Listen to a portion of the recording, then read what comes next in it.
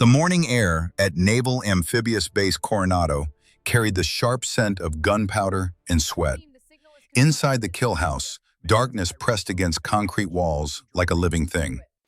Commander Kira Brennan moved through the blackness with the precision of a surgical blade. She wasn't large. At 5'3", she barely met the height minimum for Navy SEALs. But size had never been the measure of a warrior.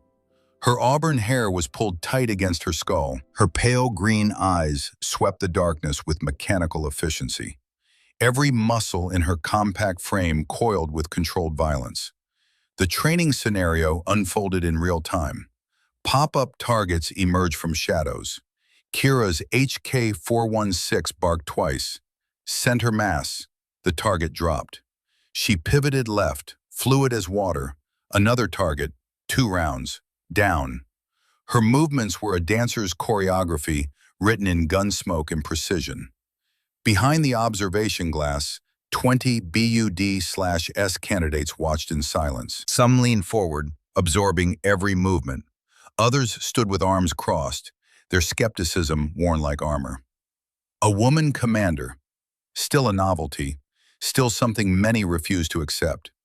Kira cleared the final room in 47 seconds. When the lights came up, she safed her weapon with practiced ease. The candidates filed out, their whispers following them like ghosts. She heard the words they thought she couldn't hear. Always the same words. Lucky, exception, diversity hire. She'd heard them for 11 years. Since BUD/S. Since Hell Week, when she'd carried a telephone pole on bloody shoulders alongside men who outweighed her by 80 pounds. Since her first deployment to Afghanistan, when she'd pulled a wounded teammate through 200 meters of open ground under enemy fire. The words never stopped. She'd learned to wear them like a second skin. In the locker room, Kira stripped off her gear. A scar ran along her left shoulder, pale against tan skin. Afghanistan, 2019, IED strike. 2 teammates gone in a flash of heat and noise. She'd lived. They hadn't. The mathematics of war never made sense. She showered quickly, dressed in crisp fatigues. The mirror showed her what it always did. Her father's eyes. Declan Brennan's eyes, though she'd never met the man who gave them to her. He died 2 years before she was born. October 1993, Mogadishu, Somalia. A city that devoured American soldiers and spat out grief. The photograph lived in her locker, creased, faded. 2 men in BUD/S training, arms slung over each other's shoulders, grinning like they owned the world. Declan Brennan on the left, Confronting Ashford on the right. Brothers in arms, both declared killed in action, both buried with full honors. Both gone before Kira drew her first breath. Her phone buzzed. Text message. Captain Blackwell. 2 words. My office. Now. Kira grabbed her cover and headed out. The morning sun hit like a hammer. San Diego stretched out before her, all palm trees and blue sky. A recruiting poster come to life. The base hummed with activity. Young sailors running PT. Helicopters beating the air into submission. The Pacific Ocean rolled against the shore, indifferent to human ambition. Captain Thaddeus Blackwell's office occupied prime real estate overlooking the training facilities. The man himself stood at the window, hands clasped behind his back, watching candidates struggle through obstacle courses. At 61, Blackwell remained a force of nature. 6'2" of weathered muscle and iron discipline. Gray stubble covered a jaw that looked carved from granite. A scar traced his left eyebrow, souvenir from Desert Storm. He'd been Kira's mentor since she graduated BUD/S. Her advocate when the old guard tried to wash her out. The man who'd known her father, who spoke of Declan Brennan with reverence and sorrow. Commander, Blackwell's voice carried the rasp of 1,000 cigarettes he'd quit 15 years ago. Close the door. Kira obeyed. The office smelled of coffee and old leather. Maps covered one wall. Photographs covered another. Warriors frozen in time. Some still breathing, many not.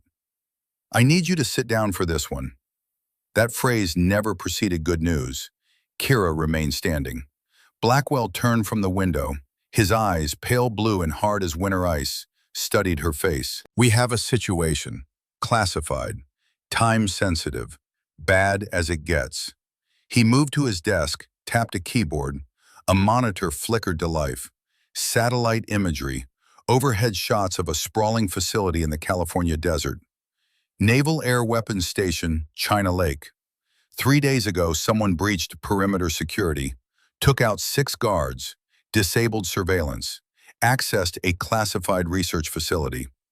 Blackwell's finger traced a path across the screen. They stole prototype guidance systems for Tomahawk missiles, technology we've spent 8 years developing, technology that could change the balance of power if it reaches the wrong hands. Kira studied the images. Professional work, military precision. Who? We don't know. Yet. Blackwell pulled up another file. CIA's been tracking weapons trafficking networks for months. Small-time operations mostly, AK-47s, RPGs, standard black market garbage. But 3 weeks ago, the pattern changed. Someone started moving serious hardware, American hardware. And whoever's running the show knows our security protocols inside and out. He paused. The silence stretched. They left fingerprints at China Lake, partial prints on a doorframe, ran them through the system. Blackwell's jaw tightened. They came back with a match, a perfect match. Problem is, the man those prints belong to has been dead for 31 years. The world tilted slightly. Kira gripped the back of a chair. Blackwell pulled up a personnel file. Black and white photograph. A man in his early 30s, wearing the trident, the SEAL insignia. Ronan Ashford. Service number. Dates of birth and death. October 3rd, 1993. Killed in action, Mogadishu. That's impossible, Kira heard herself say. Fingerprints don't lie. DNA analysis confirmed it. Ronan Ashford is alive. Blackwell's voice dropped. And he's running weapons to enemies of the United States. The photograph in Kira's locker flashed through her mind. 2 men, brothers, her father and his best friend, both supposedly killed in the same operation. How? The word came out raw. We don't know, but here's what we do know. Blackwell pulled up more files. CIA tracked communications to 3 safe houses, Northern California, Nevada border. We believe the stolen equipment is moving through this network. 72 hours until it leaves the continental United States. After that, we lose it forever. He looked at her directly. I'm authorizing a direct action mission. Locate the equipment, recover it, capture or neutralize anyone involved. Rules of engagement are weapons-free, no official record, no oversight. If it goes sideways, the Navy never heard of it. Kira's mind raced. Why me? Because you're the best CQB operator I have. Because you think like a hunter. Because... Blackwell hesitated. Something flickered across his face. Regret, maybe. Or calculation. Because your father would have wanted you to finish what he started.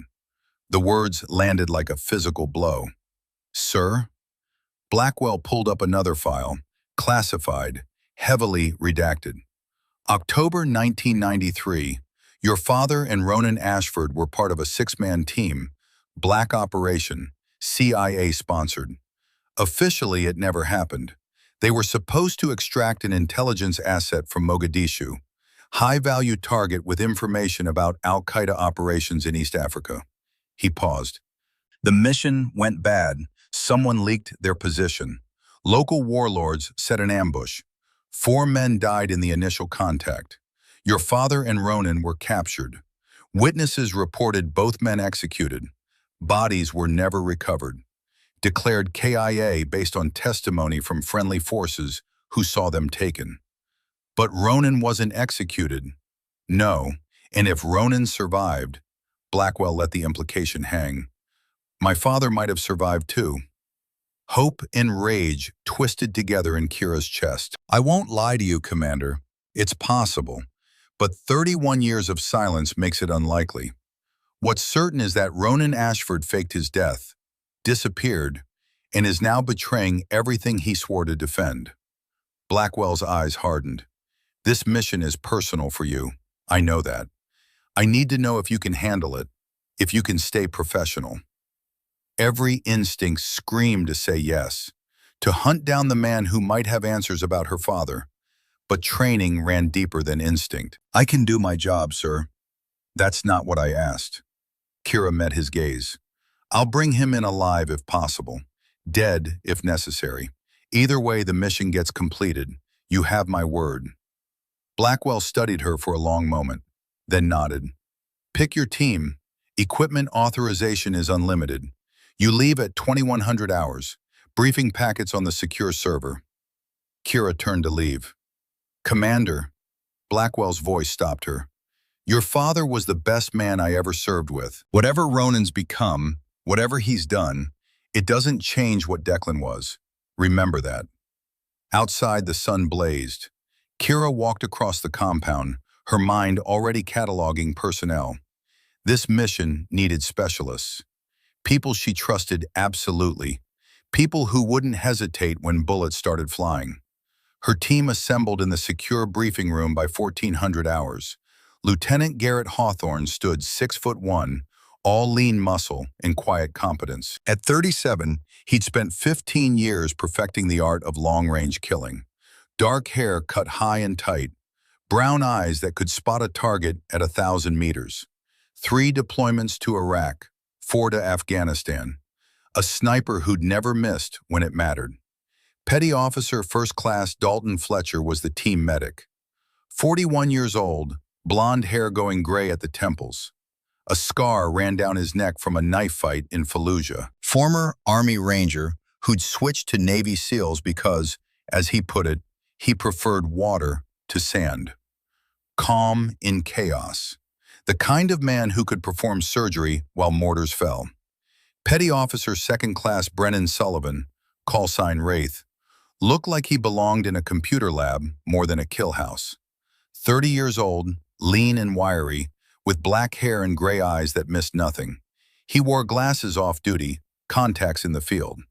Air Force cyber warfare before switching to SEALs. The man could hack a satellite or defuse a bomb with equal skill. Chief Petty Officer Rhiannon Aldridge was pure violence, wrapped in a 5'6" frame. 32 years old with platinum blonde hair she kept cropped short. Arms marked with scars from shrapnel and close calls. Demolitions expert. The kind of woman who smiled when things exploded. 2 years younger than Kira in the SEALs, but they deployed together to Afghanistan, saved each other's lives, built trust in blood. Kira laid out the mission, showed them the intel, explained the stakes. Questions? She finished. Garrett spoke first. This Ashford, you knew him? My father did. They served together. I've seen pictures, that's all. And if we find him, we bring him in, alive if possible. Rhiannon leaned back in her chair. And if he doesn't want to come alive? Then we adapt. Kira's voice carried no emotion. This is a recovery mission first. Ashford is secondary. We get those guidance systems back. Everything else is bonus. Wraith pulled up the safe house locations on his tablet. 3 targets, standard trafficking pattern. Hold at one location, move to the next when heat builds. Smart Money says the equipment's at the 3rd location. Tonopah, Nevada. Most remote, easiest to defend. Which is why we hit the 1st location tonight, Kira said. Gather intel, find the pattern, follow it upstream. Dalton checked his medical kit. What's our exfil plan if things go sideways? Captain Blackwell has a QRF on standby, but we're ghosts on this one. No backup unless we're dying. Understood? 4 heads nodded. Good. Equipment checkout at 1700. Wheels up at 2100. Get some rest. It's going to be a long night. The armory smelled of gun oil and metal. Kira ran her hands over the HK-416, checking every component. Muscle memory from 1,000 repetitions. The weapon was an extension of her body now. She could field strip it blindfolded, put it back together in darkness. Her sidearm was a Sig Sauer P226, Navy Standard, 15 rounds of 9mm, reliable as sunrise. She'd carried the same pistol through 3 deployments, knew its quirks, trusted it with her life. Bench-made Nimravis tactical knife, 7 inches of blackened steel, sharp enough to shave with, strong enough to pry open a door. Night vision goggles, AN/PVS 31 dual tube system. The world rendered in shades of green, darkness turned to advantage. Radio, Harris AN/PRC 152.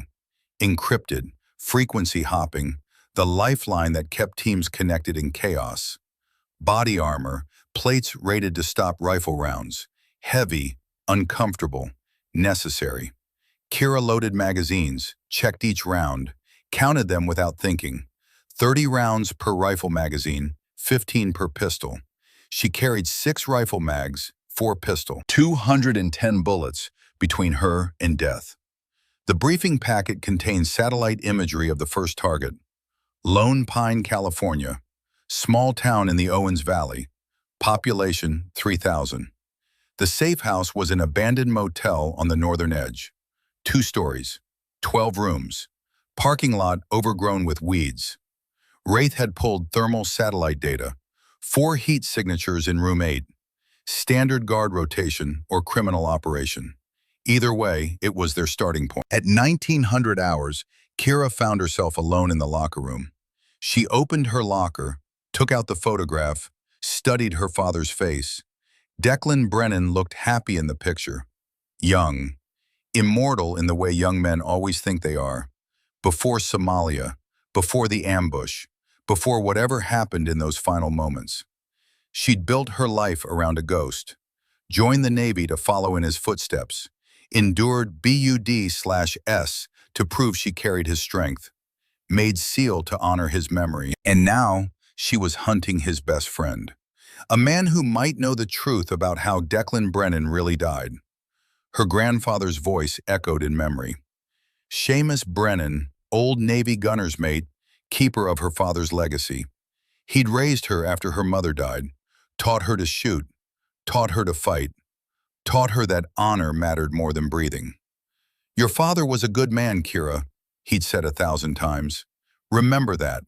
Whatever happened in Mogadishu, Declan Brennan died doing what he believed was right. Seamus had passed 6 years ago. Heart attack, quick and clean, the way old warriors deserve to go. Kira had buried him with full military honors. 21-gun salute, taps played on a bugle, the folded flag that now sat on her mantle. She put the photograph away, closed the locker. The past was a weight she carried, but the mission demanded focus. Present tense, future objectives. The team assembled at the vehicle depot. 2 GMC Yukon XLs, black, civilian plates, windows tinted dark enough to hide an army. The trucks were armored, though they didn't look it. Run-flat tires, reinforced doors, bulletproof glass. Built to take punishment and keep moving. They loaded equipment in silence. Weapons, ammunition, medical supplies, communications gear. Everything packed with military precision. No wasted space. No unnecessary weight. Kira took the passenger seat in the lead vehicle. Garrett drove. Steady hands. Eyes that never stopped scanning. Behind them, Rhiannon, Dalton, and Wraith loaded into the second truck. The sun was setting as they rolled through the base gates. California stretched out before them. Interstate 5 north to Highway 14. Then Highway 395 into the high desert. 300 miles of empty road. Traffic thinned as they left San Diego behind. The city lights faded. Darkness gathered in the east, spilling across the landscape like ink. Stars emerged, hard and bright in a sky unmarked by light pollution. Kira watched the world slide past. Desert scrub, rocky hills, the occasional cluster of lights marking some small town clinging to existence. The heater hummed. The radio stayed silent. Garrett drove with mechanical precision, maintaining exactly 5 miles over the speed limit. Fast enough to make time, slow enough to avoid attention. At midnight, they stopped at a rest area outside Ridgecrest, stretched legs, checked equipment, ate protein bars that tasted like cardboard, drank water, used bathrooms, the small rituals of warriors preparing for violence. Back on the road, Highway 395 stretched north like a spine through the desert. The world narrowed to headlights and pavement. Kira felt her mind shifting into combat mode, emotions boxed away, awareness expanding, the zone athletes talked about, the flow state where time moved differently. She'd learned this state in Afghanistan, learned to turn off fear like flipping a switch. Fear got you killed. Hesitation got your teammates killed. You moved or you died. Simple mathematics. At 0200 hours, they reached the outskirts of Lone Pine. Population sign read 2035. Small number, getting smaller. The kind of town people left more often than they arrived. The motel sat at the northern edge, exactly where the intel promised. 2 stories of peeling paint in broken dreams. The neon sign that once advertised vacancies now advertised nothing. Half the letters dead. The parking lot cracked concrete in weeds. Garrett killed the headlights. They rolled past slowly. No lights visible in the windows. No vehicles in the lot. It looked abandoned, but thermal imaging didn't lie. They parked 400 meters out, behind a cluster of desert scrub and broken fence line. Good sightline, good escape route, good position. Wraith deployed the Raven drone, a small thing launched by hand like a model airplane. It climbed into the night sky on electric motors that whispered rather than roared. The control tablet showed feed from its thermal camera. The motel resolved in shades of red and blue. Heat signatures, 4 of them, clustered in room 8, ground floor, exactly as the satellite data promised. Roving guard? Kira asked. Negative, all 4 stationary. Been there for 47 minutes. Garrett assembled his rifle. M110 SAS, semi-automatic sniper system, 7.62 NATO, effective range over 800 meters. He could put a round through a doorknob at the distance they were sitting. He moved to high ground, a rocky outcrop overlooking the motel, set up his bipod, settled in behind the scope, keyed his radio once. Ready. Kira checked her team. Rhiannon carried an HK-416 and enough C4 to level a building. Dalton had his rifle and medical pack. Both wore night vision goggles pushed up on their helmets, ready to drop when needed. Rules of engagement, Kira said quietly. We're here for information. Take prisoners if possible. Lethal force authorized if they engage first. Watch your background, this is a populated area. She pulled her night vision down. The world turned green. Shadows became substance. They moved across the open ground in a tactical line. Spacing, awareness. Each operator watching a different sector. The motel grew larger. Details emerged. Broken windows, graffiti on walls, the detritus of abandonment. Room 8 sat in the middle of the ground floor. Door closed. No light leaking around the edges. But thermal said 4 people waited inside. Kira stacked left of the door, Rhiannon right, Dalton covering the approach. Standard entry formation, practiced 1,000 times. She tried the doorknob, locked, expected. Rhiannon produced a pry bar, slim, quiet, designed for exactly this purpose. Kira held up 3 fingers. 2, 1. The pry bar bit into the doorframe. Wood splintered. The lock gave. The door swung inward. Kira flowed through the opening, rifle up, scanning for targets. The room was empty. Not abandoned. Empty. 4 space heaters arranged in a rough square, positioned to mimic human heat signatures, running on timers. Trap, Kira said into her radio. The night exploded with gunfire. Muzzle flashes erupted from the second-floor windows. Automatic weapons, AK-47s by the sound. Rounds chewed into concrete, kicked up dust, snapped through air where Kira had been standing a heartbeat earlier. She threw herself behind a concrete planter. Rhiannon dove behind a rusted car frame. Dalton sprinted for cover behind the motel office. 6 shooters, maybe 7. Second floor. Overlapping fields of fire. Professional setup.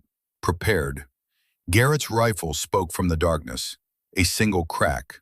One muzzle flash went dark. Silence where a gunman had been. Contact, second floor, Kira transmitted. Multiple hostiles, engaging. She returned fire. Controlled bursts. 3-round groups. Aimed shots at muzzle flashes.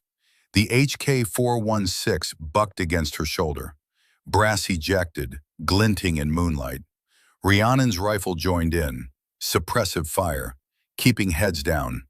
Dalton repositioned, found an angle, started picking targets. Another shot from Garrett. Another muzzle flash extinguished. The man could shoot. God, could he shoot. The enemy fire slackened. Fear or tactics didn't matter. Kira saw the opening. Rhiannon, flashbang, second floor walkway. The demolitions expert pulled a grenade from her vest, primed it, threw with the accuracy of a major league pitcher. The canister sailed through darkness, clattered on the second floor walkway. Thunder and lightning. The flashbang detonated, magnesium bright, noise that shattered thought. Anyone within 20 feet would be blind and deaf for 30 seconds. Kira moved, sprinted for the motel, hit the stairs, boots pounding metal. Rhiannon behind her, Dalton covering from below. Second floor walkway, smoke and confusion. 3 men stumbling, hands over ears, eyes squeezed shut. Kira put 2 rounds into the first man's chest. He went down. Rhiannon took the second with a burst to center mass. The third tried to raise his rifle. Dalton's shot from below caught him in the shoulder. He spun, fell. Silence crashed down, ears ringing. The smell of gunpowder thick enough to taste. Clear, Kira called. They swept the second floor, room by room. Every door kicked open, every corner checked. They found 2 more shooters dead. Garrett's work. Headshots. Clean. Professional. 1 more alive but wounded. The man Dalton had shot. Mid-30s, Hispanic features, bleeding from his shoulder, trying to crawl toward a dropped rifle. Kira kicked the weapon away, planted a boot on the man's chest. The muzzle of her HK-416 centered on his face. Talk or die, she said. No inflection. Statement of fact. The man's eyes were wide, shock setting in. Blood soaked his shirt. I can't. Who hired you? I don't know names, man. We just get paid to hold locations. What locations? This one. There's another in Bishop. Warehouse District. Where in Bishop? Line Street, old manufacturing building. 3 stories. Who's running this operation? The man's breathing was labored. Dalton moved in, started applying pressure to the wound, keeping him alive. For now. Some old guy, the wounded man gasped. Gray hair, scar on his face. They call him Ghost. Ghost. Ronan Ashford's old call sign. The name his teammates had given him in BUD/S, because he moved through obstacles like he wasn't really there. What's in Bishop? Kira pressed. I don't know. I swear. We just guard places. That's all. She believed him. Low-level hired muscle, expendable, designed to slow pursuers down, which meant Ronan knew they were coming, knew and prepared. This wasn't a trafficking operation caught off guard. This was a predator ready for hunters. Dalton looked up from treating the wound. He's telling the truth, Commander. Shock's setting in. He doesn't have much more. Kira pulled back, keyed her radio. Garrett, status? 6 tangos down, no additional movement. We're clear. She looked at the wounded man. You'll live if you cooperate. I told you everything. You're going to tell the FBI everything when they arrive, understand? The man nodded frantically. Kira moved to the railing, looked out over Lone Pine. A few lights burned in distant houses. Someone probably called the police. Gunfire in a small town tended to get noticed. They had maybe 10 minutes before local law enforcement arrived. She pulled out her encrypted phone, texted Blackwell. First sight compromised. 6 hostiles neutralized. 1 in custody, moving to second location. The response came quickly. FBI en route for cleanup. Continue mission. Kira gathered her team. Pack it up. We're moving. They loaded into the vehicles, left the wounded man for the FBI, collected their brass, standard operating procedure, no trace.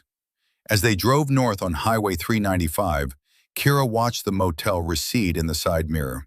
Fire trucks were arriving, police cars, the machinery of civilian law enforcement grinding into motion. But they were already ghosts, already gone, heading north toward Bishop in whatever waited there. Garrett drove in silence. Rhiannon cleaned her rifle in the back seat. Dalton checked their ammunition supply. Wraith monitored communications channels, listening for police chatter. Kira pulled out her phone, looked at the photograph of her father again. Declan Brennan and Ronan Ashford. Brothers, or so everyone had thought. Ghost, she whispered. The name tasted like betrayal, like 31 years of lies, like answers waiting in the darkness ahead. Highway 395 unrolled like ribbon through the desert. Stars wheeled overhead. The night was cold and clear and infinite. Somewhere ahead, a man who'd betrayed everything was waiting. Kira checked her rifle, checked her pistol, checked her knife, the tools of her trade, the instruments of justice or revenge. Sometimes it was hard to tell the difference. Bishop, California was 2 hours north. 2 hours to prepare, to focus, to become the weapon this mission required. She closed her eyes, controlled her breathing, found the stillness at the center of the storm. Her grandfather's voice echoed in memory. Fear is natural, Kira. It keeps you alive. But don't let it control you. Channel it. Let it sharpen your senses. Make you faster, stronger. Fear is a tool. Learn to use it. The truck hummed through darkness. Her team around her, warriors she trusted with her life. The mission ahead, clear and simple. Find Ronan Ashford. Get answers. Recover the stolen equipment. Complete the mission. Whatever it took. Whatever the cost. The ghost from her father's past was about to discover that Kira Brennan was very much alive, and she was coming for him. Bishop, California materialized from the darkness like a mirage. Population, 4,000. A town that served tourists heading to Mammoth Mountain in winter and fishermen chasing trout in summer. Main Street lined with outfitters and coffee shops. A place where people passed through more than they stayed. The warehouse district occupied the eastern edge. Old manufacturing buildings from the 1970s, abandoned since the 2008 recession. 3-story concrete structures, former manufacturing plants. Most stood empty now, windows broken, weeds claiming parking lots. The slow death of industry written in rust and concrete. Kira's team parked 3 blocks out. 03:30 hours, the dead hour. When human circadian rhythms hit their lowest point. When guards got sloppy. When awareness dulled. Garrett moved first, found high ground on a water tower 600 meters from the target warehouse. Climbed the access ladder with his rifle slung across his back.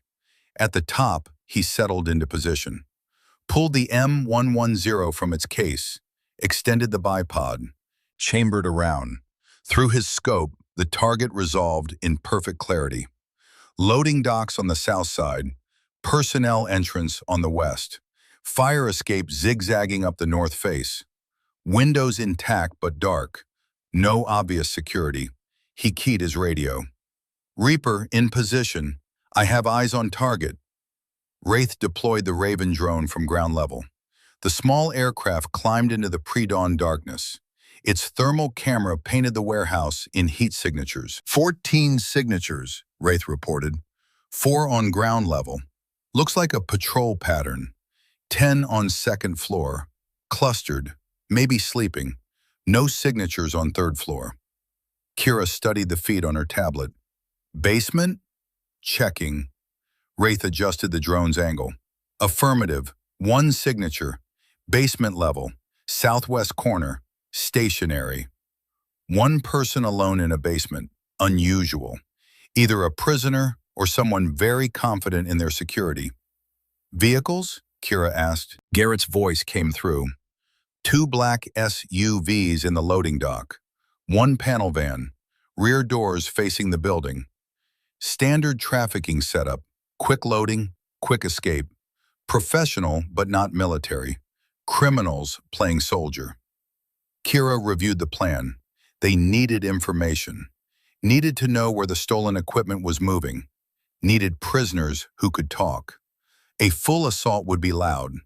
Bring local police. Complicate everything.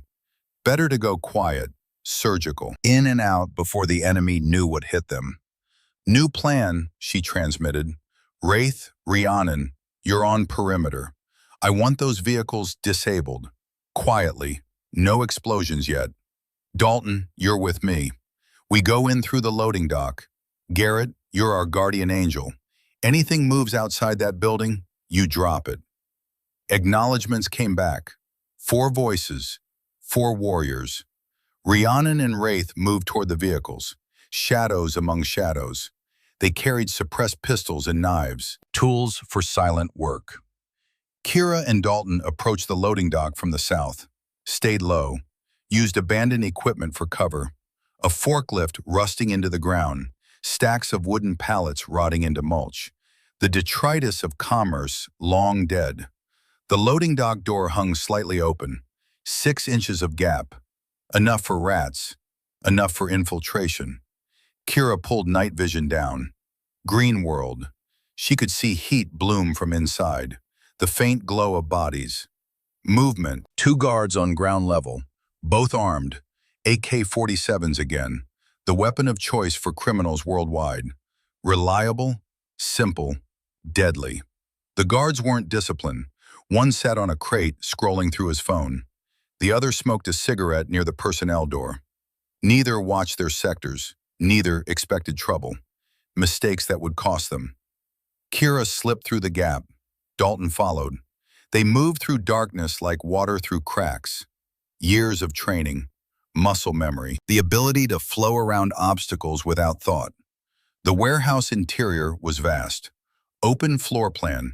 Crates stacked everywhere. Some marked with civilian shipping labels, others unmarked, anonymous, likely contraband. The guard on his phone never heard Kira approach. She moved behind him, one hand over his mouth, the other holding her knife. 7 inches of steel found the gap between his ribs, into the heart. He spasmed once, went limp. She lowered him quietly to the concrete. Dalton took the smoker, grabbed him from behind. Rear naked choke, Brazilian jiu-jitsu applied with lethal intent. The guard struggled for 8 seconds. Then consciousness left him. Then life. Dalton held the pressure until he was certain, lowered the body, recovered the cigarette before it could start a fire. 2 down, 12 to go. They found stairs leading up, metal, each step a potential betrayal. Kira tested each tread before committing weight. Slow, patient, the hunter's virtue. Second floor opened into a different world. The space had been converted into living quarters. Mattresses scattered across the floor, sleeping bags, the smell of unwashed bodies and stale food. 10 men slept in various states of undress, weapons within reach, ready but relaxed. Criminals, not soldiers. Soldiers slept in shifts, maintained security. These men trusted their perimeter, trusted their numbers, trusted wrong. Kira assessed the situation. 10 targets, 2 operators. Picked up the faint heat signature of a person ahead. The basement had been sectioned off. Concrete walls, doors, cells. A prison built inside a warehouse. America's hidden infrastructure of trafficking and terror. One door showed light underneath, faint, flickering, candle or battery lantern. Kira approached, listened, heard breathing, ragged, fearful, the sound of someone broken. She tested the door. Locked. Heavy deadbolt. She could breach it, but noise would bring everyone running. Her phone. Permission to engage? Kira calculated. Noise would alert the building, but letting them find disabled vehicles would do the same. Either way, surprise was dying. Take them quietly, 30 seconds. She turned to the locked door. No more time for subtlety. She pulled a small breaching charge from her vest. Shaped explosive. Designed to blow locks without collapsing walls. Directional. Controlled. She placed it on the deadbolt, stepped back. Dalton, cover. He raised his rifle. Aimed at the door. Kira triggered the charge. The explosion was a sharp crack, loud in the confined space. The deadbolt disintegrated. The door swung open. Inside, a woman sat zip-tied to a metal chair. Mid-30s, blonde hair matted with blood, face swollen from beating. She wore the remnants of professional clothing. Blouse torn, slacks stained, glasses broken on the floor beside her. Her eyes went wide with terror when she saw Kira's night vision goggles and rifle. U.S. Navy, Kira said quickly. You're safe. What's your name? The woman's mouth worked. No sound came out. Shock, trauma, the psychological damage of captivity. Kira cut the zip ties. The woman's wrists were raw, bleeding, days of restraint, maybe weeks. Can you walk?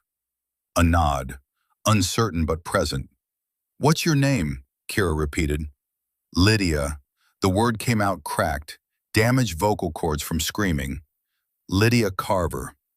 The name triggered recognition. Kira, the woman nearly collapsed, malnourished, dehydrated, damaged. Dalton, we've got company. I hear them. The basement stairwell lit up with muzzle flashes. Automatic weapons fire. Rounds punched through the wooden door at the top of the stairs. Splinters exploded into the air. Dalton returned fire. Controlled bursts. His HK-416 barked 3 times. Silence above. Then more shooting. They'd woken the entire building. Kira activated her radio. All units, we are compromised. Hostage recovered. Need immediate extract. Building is hot. Garrett's voice came through calm, professional. I have targets on roof. Engaging. His rifle cracked. Once. Twice. 3 times. 3 tangos with RPGs died before they could fire. Rhiannon. Perimeter guards neutralized. Vehicles disabled. We're moving to your position. More gunfire above. The old warehouse turned into a killing box. 10 tangos on 2nd floor. Maybe more she hadn't seen. All of them pouring toward the basement now. Kira scanned the space. One way out. Through the stairs. Through the guns. Bad odds. Unless she spotted a ventilation grate. Large, industrial size, built when the warehouse manufactured heavy equipment, big enough for a person. Dalton, the vent. He saw it, nodded, moved to provide covering fire while Kira pulled Lydia toward the grate. The screws were old, rusted. Kira used her knife as a screwdriver. Pried. Metal shrieked. The grate came free. Go! She pushed Lydia into the opening. The woman crawled. Slow but moving. Kira followed. Dalton backed in after them. Still firing. Magazines changed with practiced speed. The ventilation shaft was tight, dark. It smelled of dust and rat droppings and decay. But it led somewhere, away from the guns. They crawled, Lydia whimpering, Dalton bringing up the rear. Behind them, tangos reached the basement, found the open vent. Bullets sparked off metal. Ricochets sang deadly songs. The shaft angled upward, connected to the main HVAC system. Kira's night vision showed junction points ahead, branches in the maze. She picked right. Instinct more than knowledge. The shaft widened slightly, room to move faster. Behind them, someone tried to follow into the vent. Dalton turned, fired 3 rounds back down the shaft. Screaming. The follower retreated. The shaft ended at another grate. This one opened into the loading dock. Ground level. Kira kicked it free, dropped through, helped Lydia down. Dalton came last. The loading dock was chaos. Rhiannon and Wraith had engaged tangos trying to reach the vehicles. Bodies lay scattered. The panel van was burning. Rhiannon's handiwork. She believed in thorough demolition. Garrett's rifle spoke from his perch. Methodical. Each shot a statement. Each statement final. Kira grabbed Lydia, ran for the perimeter, Dalton covering. Bullets chewed concrete around them, sparked off metal. The sound of modern warfare. Lead and steel and desperate men. They reached the GMC Yukons. Kira shoved Lydia into the back seat. Stay down. Rhiannon laid down suppressive fire. Her HK-416 emptying a magazine in controlled bursts. Wraith tossed a smoke grenade. Purple smoke billowed. Obscured sightlines. Garrett, time to move, Kira transmitted. 30 seconds. Those 30 seconds stretched like hours. More tangos emerged from the warehouse. At least 6, maybe 8. Hard to count through smoke and muzzle flash. One tango had an RPG, raised it to his shoulder, aimed at the vehicles. Garrett's shot took him through the temple. The RPG fell, clattered on concrete, didn't fire. Garrett came down the water tower like he was rappelling. Fast, controlled, hit the ground running, sprinted toward the vehicles with his rifle slung. Everyone loaded. Engines roared to life. Tires screamed. They accelerated away from the warehouse as more bullets chased them into the darkness. 2 blocks out, Kira looked back. The warehouse was lit up like Christmas.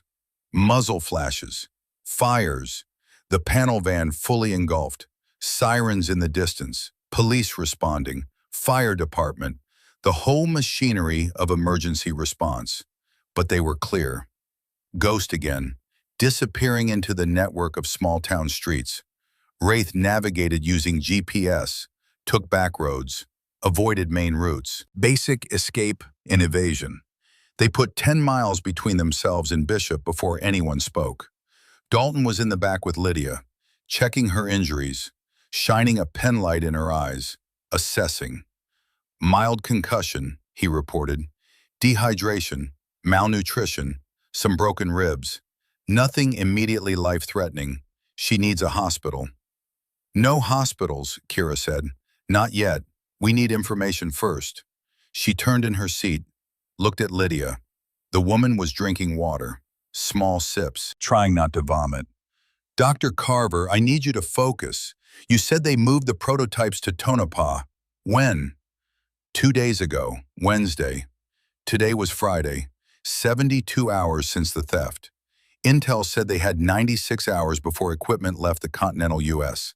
The math still worked. Who moved them? I don't know. They kept me locked up, but I heard them talking. The old man, the one with the scar, he said something about a delivery, a meeting. What old man? Gray hair, maybe 60, scar down his left cheek, from his eye to his jaw, like someone cut him with a knife. Cold eyes. He looked at me like I wasn't even human. Irish accent. They called him Ghost. The confirmation she needed. Ronan Ashford, alive, active, running the operation. Did he say anything about the meeting? Who he was meeting? Buyers, foreign buyers. That's all I heard. They were going to sell my work to terrorists, to people who want to kill Americans. Tears started. I designed those systems to protect us, and now, you're not responsible for what criminals do with stolen technology, Kira said. Not kindness, truth. You focus on healing, we'll handle the rest. Her phone buzzed. Text from Blackwell. Status report. Kira called him on the encrypted line. He answered immediately. We have Dr. Carver, alive, needs medical attention but stable. Equipment confirmed moved to Tonopah. Ronan Ashford confirmed on site, but approximately 15 to 20 hostiles remaining. Meeting scheduled with buyers. Timeline unknown. Blackwell's voice was grim. FBI is asking questions about Bishop. Local PD found a war zone. 6 dead, multiple wounded. They're connecting it to Lone Pine. We were never there. I know, but someone was. Someone with military training and heavy weapons. The heat's building. I can keep FBI off your back for maybe 48 hours. After that, political pressure is going to force official acknowledgement. We'll be done in 24. You better be, because if this goes sideways, if it becomes public, I can't protect you. Any of you. Understand? Yes, sir. Good. I'm authorizing additional support. SEAL Team 5 has an element training at Fallon Naval Air Station. That's 90 miles from Tonopah. I can have 8 operators and a Black Hawk on standby. Real backup. Resources. The mission was escalating from covert to overt. No more shadows. No more silence. They were going in heavy. I'll take it, Kira said. Coordinate with Lieutenant Commander Hayes. He's Team 5's officer in charge. Good operator. Solid. He'll follow your lead on this. Understood. Kira, Blackwell's voice shifted, became something almost human. Your father would be proud. What you've done, what you're doing, don't lose sight of that when things get dark. The line went dead. They drove through the pre-dawn darkness, found a deserted rest area off Highway 6, parked, regrouped. Dalton set up a field medical station, treated Lydia properly, IV fluids, antibiotics, pain medication. She fell asleep in the back seat of one vehicle, exhausted, safe for the first time in days. The team gathered around Kira's tablet. Wraith had pulled up satellite imagery of Tonopah. The town itself was small, founded by miners, sustained by the nearby test range where the Air Force flew experimental aircraft. Population 2,000. Middle of nowhere, Nevada. Perfect place to hide. The compound sat 40 miles outside town. True desert. Nothing for miles except sagebrush and scorpions. Wraith zoomed in.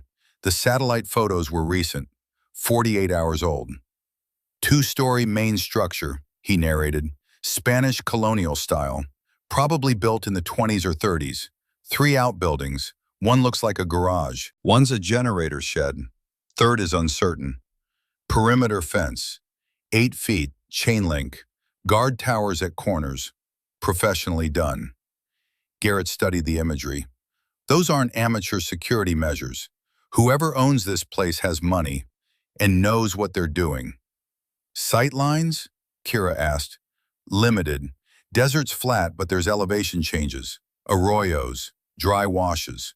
We could get within 300 meters unseen if we approach from the west. Rhiannon pointed to the outbuildings. That uncertain structure, size and shape suggest magazine, ammunition storage. If it is, we could set charges, create a hell of a distraction. Or blow ourselves up if we're wrong, Dalton said. That's why it's called a calculated risk, Doc. Kira studied the compound, tried to think like Ronan, former SEAL, tactical genius, paranoid survivor. He'd choose this location for specific reasons. Remote, defendable, escape routes available. The desert offered no cover for attackers. Approaching vehicles could be seen for miles. Aircraft would be heard long before arrival. A fortress, built by someone who understood warfare. We can't go in subtle, she said. Not against this. We need overwhelming force, fast, hard, before they can organize defense. Shock and awe, Rhiannon said. Navy's greatest hits. Exactly. Team 5 provides air support with the Black Hawk. We insert from multiple vectors, saturate their defenses, take the main building before they know what's happening. Garrett frowned. That assumes they're not expecting us. They're expecting something, but they're planning for FBI, ATF, law enforcement following procedure, warrants, negotiation. They're not expecting a direct action raid by special operations. You hope, Dalton said. I'm counting on Ronan's arrogance. He thinks he's the smartest person in every room, thinks he planned for everything. That's his weakness. Wraith pulled up thermal satellite data. Best time to hit is 0700, early morning. Guards will be tired, end of night shift, before day shift is fully alert. Golden hour for assault. That gives us 12 hours to coordinate with Team 5, get into position, final equipment check. Kira looked at her team. 4 faces, tired, bloodied. but ready. This is the endgame. Everything leads here. We go in heavy. We hit hard. We recover the equipment, and we bring Ronan Ashford to justice. Questions? Rhiannon raised her hand. Do we take him alive? The question everyone wanted to ask. The personal one. The one that mattered most to Kira. If possible, she said, I want answers about my father, about Mogadishu, about 31 years of lies. But if he forces our hand, she didn't finish, didn't need to. Garrett stood, stretched, his back cracked. Then let's get to work. We've got a fortress to break. They spent the next hours preparing, coordinated with Team 5 via secure communications. Lieutenant Commander Hayes was professional, asked smart questions, understood the mission parameters, didn't waste time. 8 SEAL operators plus a Black Hawk with door guns. Combined with Kira's team, they'd have 13 operators on target, against an estimated 20 hostiles. Better odds. Not good, but better. The plan took shape. Team 5 would insert from the north and east, Kira's team from the south and west. Black Hawk would provide overwatch and fire support. Timed assault, simultaneous breach on all sides. Overwhelming force, maximum violence, minimum time. The sun rose over the desert, painted the landscape in shades of gold and red. Beautiful, indifferent. The desert didn't care about human conflict, didn't care about justice or revenge or stolen weapons. It simply existed. Kira found a moment alone, called up her father's photo on her phone, studied Ronan Ashford's face, the young man grinning beside Declan Brennan, before Somalia, before betrayal, before everything went dark. What had changed him? Money? Fear? Something deeper? She'd know soon. One way or another, today would bring answers. Her grandfather's voice echoed in memory. Sometimes the hardest battles are the ones against our own ghosts, Kira. But you can't move forward until you face what's behind you. She put the phone away, checked her rifle, checked her pistol, checked her knife. The rituals of war. The small ceremonies that kept warriors sane. At 1700 hours, they began moving toward Tonopah, took back roads, avoided traffic. The desert swallowed them. 2 vehicles driving through an ocean of sand and stone. Lydia Carver rode with them still, safer than leaving her behind. Dalton monitored her condition. She was improving, color returning to her face, strength building. The human body's remarkable ability to heal. They rendezvoused with Team 5, 30 miles outside the target. A dry lake bed, flat, empty, perfect landing zone for the Black Hawk. Lieutenant Commander Marcus Hayes was exactly what Blackwell promised. 42 years old, square-jawed, gray temples, eyes that had seen combat and learned from it. He shook Kira's hand with a grip that spoke of respect between equals. Commander Brennan, your reputation precedes you. Good things, I hope. The best. Heard about that valley operation in Helmand Province. 100-to-1 odds. You brought everyone home. Not everyone. The memory stabbed. 2 teammates, IED. But most. Hayes nodded understanding. We're ready when you are. My boys are itching for a real mission. Training exercises get old. His team looked solid. 8 operators, young but experienced. Afghanistan veterans all. They checked equipment with the precision of professionals. The Black Hawk sat like a praying mantis, rotors still, waiting. The pilots ran pre-flight checks. Weapons systems armed, door guns loaded, M240 machine guns that could put 2,000 rounds downrange in 60 seconds. Kira briefed everyone together, showed the satellite imagery, explained the plan, answered questions. Rules of engagement are weapons-free, she concluded. Anyone who presents a threat is a valid target, but we need at least 1 prisoner, preferably Ronan Ashford. He's running this operation. Tall, gray hair, scar on his left cheek. That's our priority target. Capture if possible. Hayes pointed to the main building. What about the stolen equipment? Secondary objective, we recover if possible. But it's not worth American lives. We burn it if we have to. Make sure it never reaches enemy hands. Professional nods. No arguments. These were warriors who understood mission priorities. The sun began its descent toward the horizon. Golden hour approaching. Time to move. Kira pulled her team aside. This is personal for me. I know that, you know that, but I need you to keep me honest. If I'm making emotional decisions, if I'm compromising the mission, you pull me back. Understood? Garrett spoke for all of them. We've got your six, Commander. Always have, always will. They loaded into vehicles. Team 5 in their trucks, Kira's team in theirs. The Black Hawk lifted off first. Thunder and dust. It climbed into the sky, banked west, disappeared into the sun. The ground convoy followed, driving into the desert, into the unknown, into whatever waited at that compound 40 miles away. Kira watched the landscape scroll past, thought about her father, about Ronan, about 31 years of questions. Today would bring answers, or it would bring death. Either way, the waiting was almost over. The ghost from the past was about to face the future.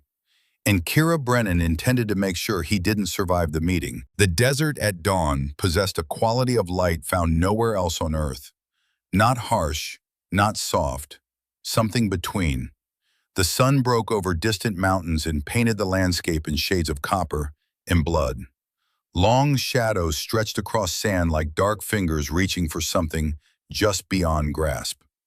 Kira's convoy stopped 3 miles from the target compound, far enough to avoid detection, close enough for rapid approach. The vehicles pulled into a dry wash, hidden from casual observation. Natural cover in a landscape that offered precious little. The team dismounted in silence, checked weapons, checked equipment, the small rituals performed before violence. Hayes and his Team 5 operators moved with practiced efficiency. No wasted motion, no nervous energy, just professionals preparing for work. The Black Hawks circled at altitude, 2 miles up, invisible from ground level, waiting. The pilots monitored radio frequencies, watched thermal imaging, ready to dive when called. Kira gathered both teams together. 13 operators crouched in a circle, maps spread on the hood of a Yukon, satellite imagery marked with approach vectors and breach points. Final brief, she said.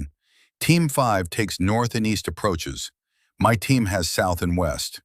H hour is 0700. That's 90 minutes from now. We approach on foot, spread formation, use terrain for cover. When we're in position, I'll call the bird.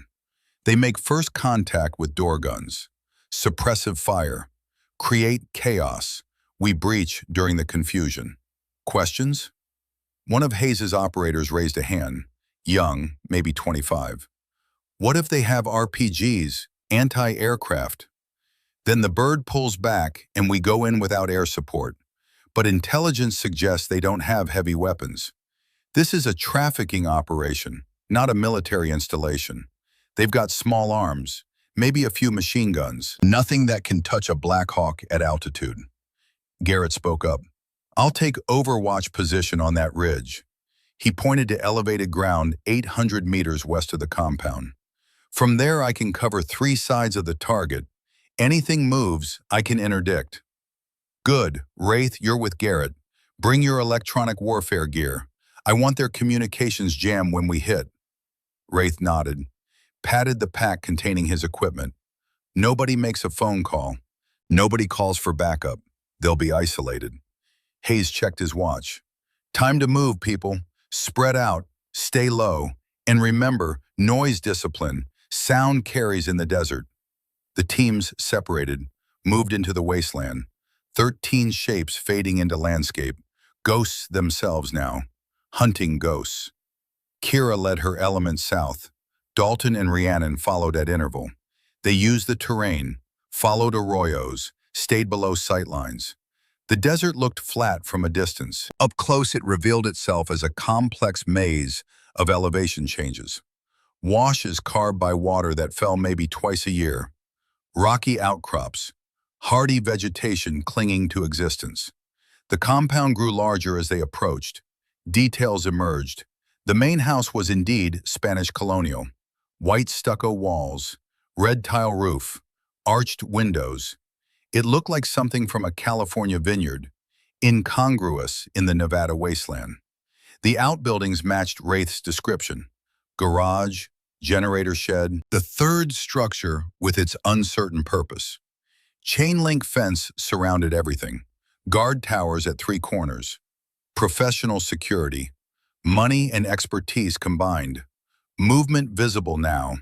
Guards on patrol. 2 men walking the perimeter, carrying rifles. AK-47s again. The terrorist's weapon of choice. Simple, reliable, available. Kira found a position behind a rocky outcrop 400 meters from the fence. She pulled out binoculars, studied the compound in detail. The guard towers were occupied, 1 man in each. They had radios, binoculars of their own, watching the desert, but watching for vehicles, for obvious threats, not for operators crawling through the dirt. The main house showed activity through windows, people moving inside, early risers, or guards on night shift preparing to rotate. 3 luxury vehicles sat in front of the house. Range Rovers, black, tinted windows, expensive machines in an expensive nowhere. Buyers are here, Kira transmitted quietly. 3 vehicles, probably 6 to 8 additional personnel. Hayes responded. We count the same from our side. Increases hostile count to maybe 25 or 30. Worse odds, but still manageable, especially with air support. Garrett's voice came through, calm, professional. In position, I have clear sight lines to the compound. Guard tower at northwest corner, guard tower at northeast, guard tower at southwest. I can drop all 3 on your mark. Negative, not yet. Wait for the bird. Time crawled. The sun climbed higher, temperature rising with it. The desert would be hot by noon, brutal by 2, but they'd be long gone by then, one way or another. Kira's radio crackled, Wraith's voice. Equipment online. I'm reading multiple cell signals from the compound. Satellite uplink active. Standard encrypted communications. When you give the word, I can jam everything within 2 miles. Stand by. She checked her watch. 06:55. 5 minutes to H hour. Her team was positioned. Hayes confirmed his team ready. Garrett had targets identified. The Black Hawks circled high above, waiting for the call. Everything aligned. The plan was solid, but plans never survived first contact with the enemy. Mike Tyson said everyone has a plan until they get punched in the mouth. War was all about adapting when the punch came. Kira thought about Ronan Ashford, somewhere in that compound, maybe sleeping, maybe awake, maybe planning his next move. Did he know they were coming? Had he prepared for this? She thought about her father, Declan Brennan, dead before she was born.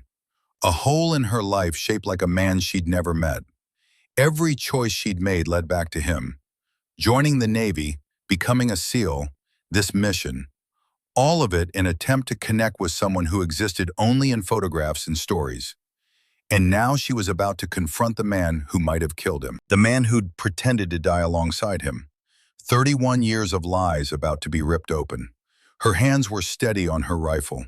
Her breathing controlled. No fear, just focus. The zone. The place where warriors lived when death danced close. 06:59. All elements, this is Frost, Kira transmitted. Her call sign, the name that fit. Stand by for H hour. Acknowledgements came back.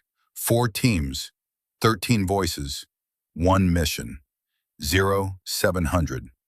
Execute, execute, execute. The Black Hawk dropped from the sky like a falling star. Nose down, maximum dive. The pilots pushed the bird hard. G-forces pressed them into seats. The desert rushed up to meet them. At 500 feet, they pulled out of the dive. The door guns opened up. M240 machine guns roaring. Tracers arced down like meteors, red lines connecting sky to earth. Rounds chewed into the guard towers, wood splintered, glass shattered. The guards never had a chance. Garrett's rifle cracked 3 times in quick succession. 3 headshots, 3 towers empty. The compound exploded into chaos. Men poured from the main house, some armed, some not. Some in tactical gear, some in civilian clothes. The buyers caught in a military operation they hadn't anticipated. Wraith activated his jamming equipment. Every radio frequency went dead. Every cell phone useless. Every satellite uplink severed. The compound was an island, cut off from the world. Kira ran, sprinted across open ground. Rhiannon and Dalton flanked her. They hit the fence at speed. Rhiannon placed a breaching charge, shaped explosive, blew a hole big enough to drive a truck through. They poured through, into the kill zone. Team 5 breached simultaneously from the north. 8 operators flowing through their own breach. Coordinated, professional, textbook assault. The hostiles tried to organize defense. Failed. Too much happening too fast. Fire from too many directions. The Black Hawk made another pass. Door guns hammering. Suppressive fire that kept heads down and broke courage. Kira reached the main house, stacked on the front door with Rhiannon and Dalton. Explosives again. The door disintegrated. They flowed inside. The interior was surprisingly luxurious. Tile floors, expensive furniture, art on the walls. A criminal's palace in the desert. Blood money turned to comfort.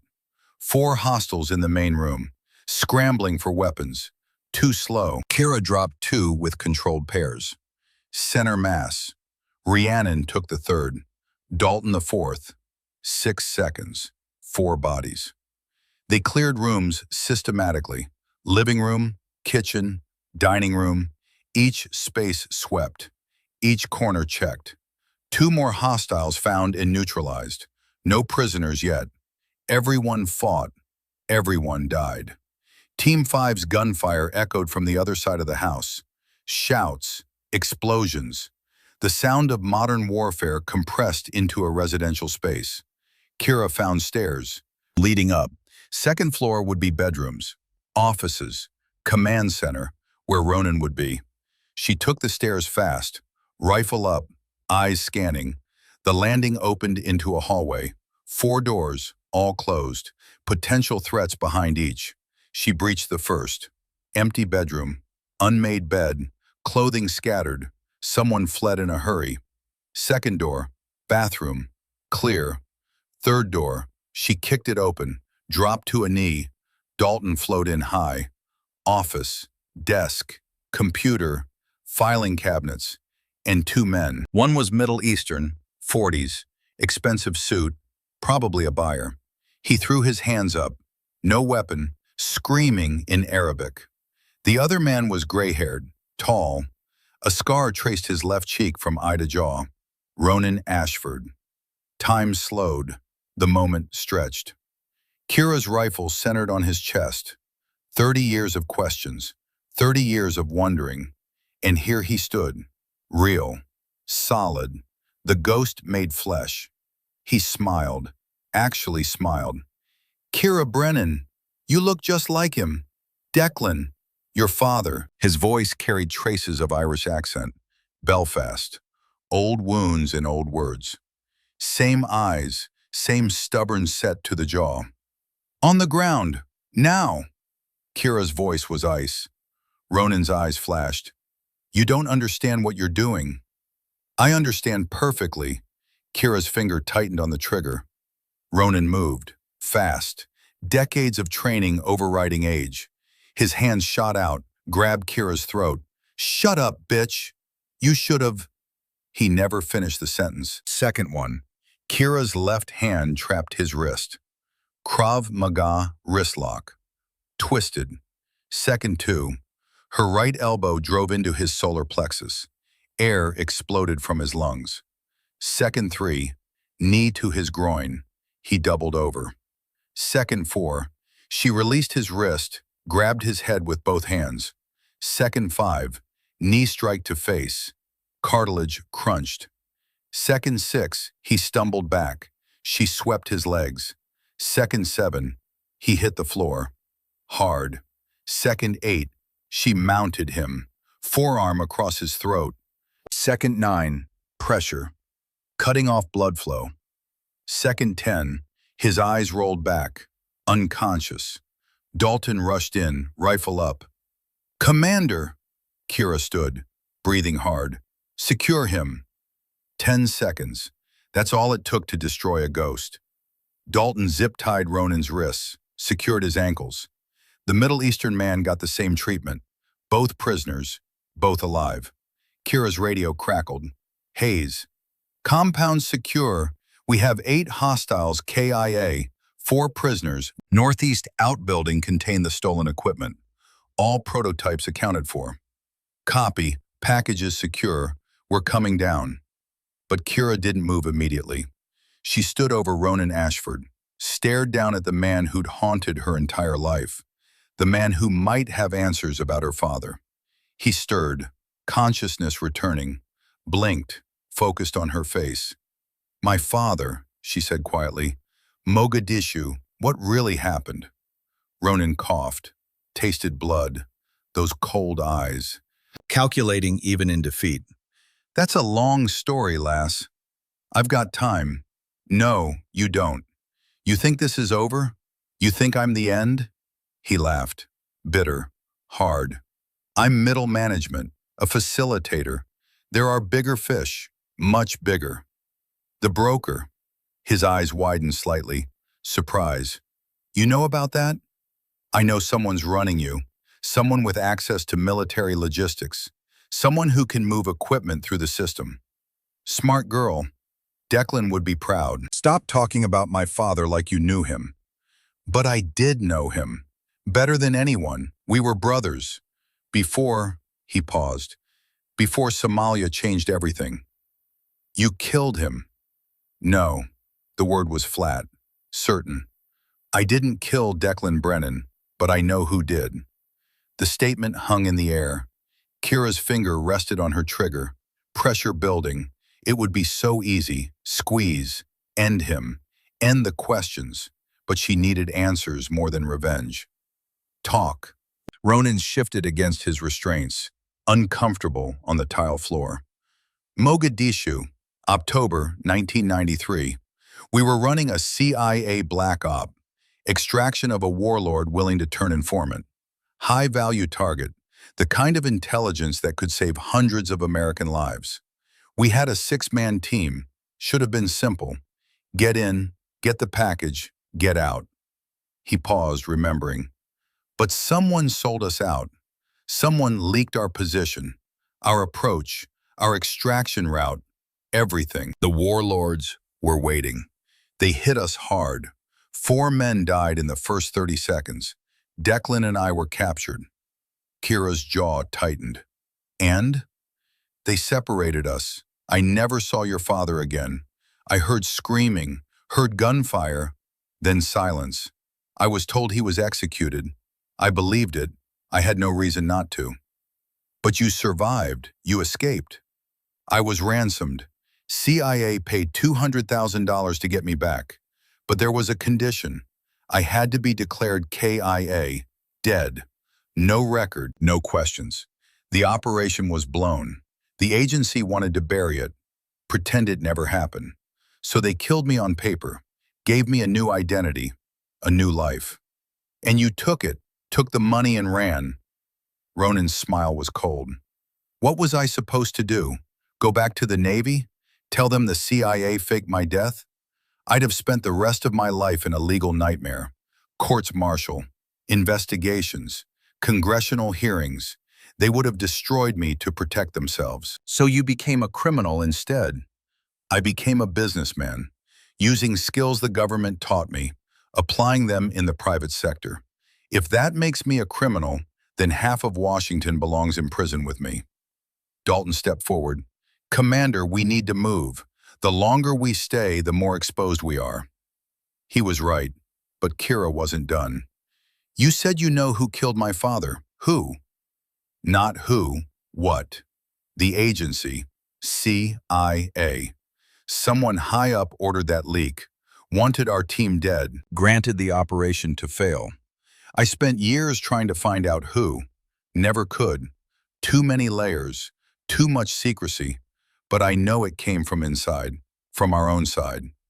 You're lying. Why would I lie? I'm caught. Game over. What do I gain? His eyes locked on hers. Your father discovered something in Mogadishu, something he wasn't supposed to see.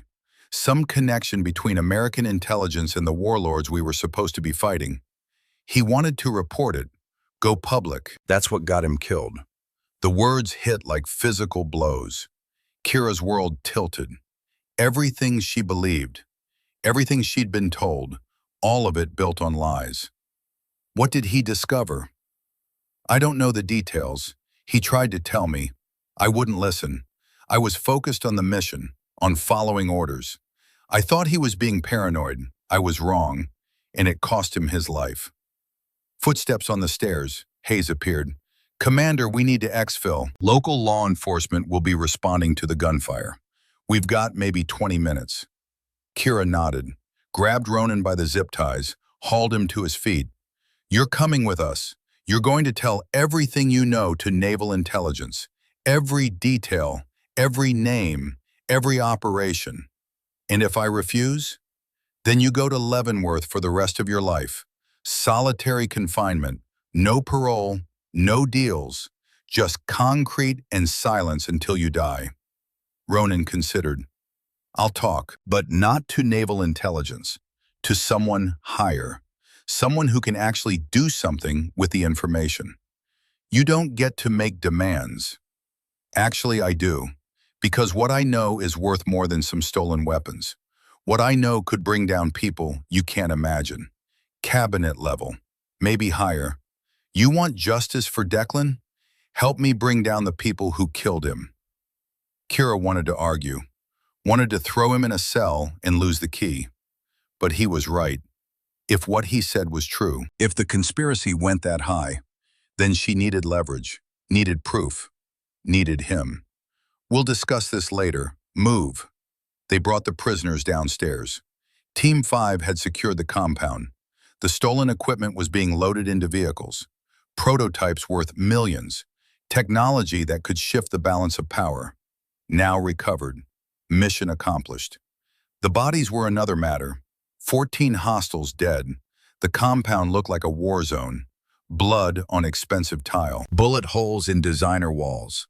The price of betrayal written in cordite and death. Hayes approached. We have a problem. Of course they did. What? The third outbuilding. The one we weren't sure about. It's not ammunition storage. What is it? See for yourself. Kira followed him across the compound.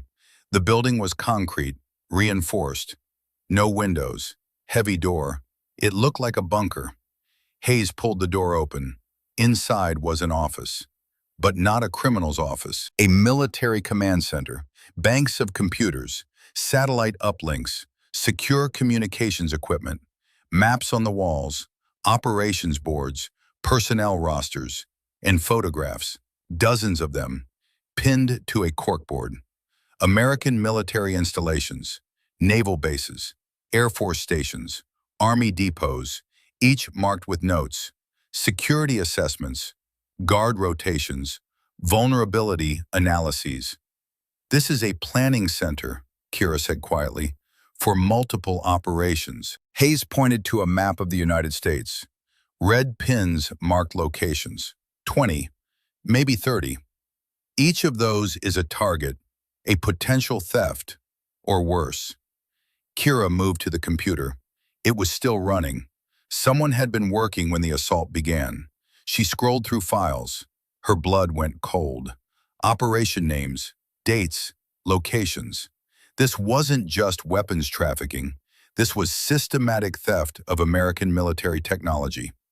Guided missiles, drone systems, encrypted communications, cyber warfare tools, everything that gave America its edge. And it had been going on for 5 years. How many people would it take to pull this off? Hayes asked. Dozens, maybe hundreds, across multiple bases, multiple commands. This is... Kira couldn't finish the sentence. Treason, Hayes finished.